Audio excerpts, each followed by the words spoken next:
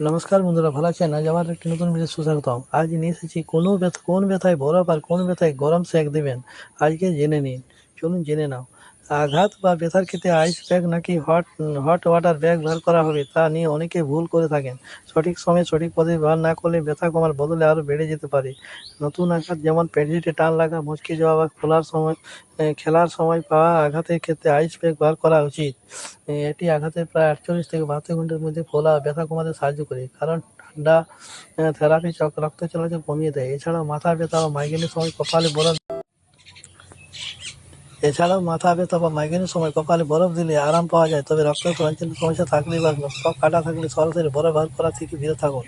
অন্যদিকে পুরনো ব্যথা যেমন পিঠ বা কোমর ব্যথার জন্য হট ওয়াটার ব্যাগ অত্যন্ত কার্যকরী। এটি পেশি শিথিল করে এবং রক্ত চলাচল বাড়িয়ে বা ব্যথা কমায়।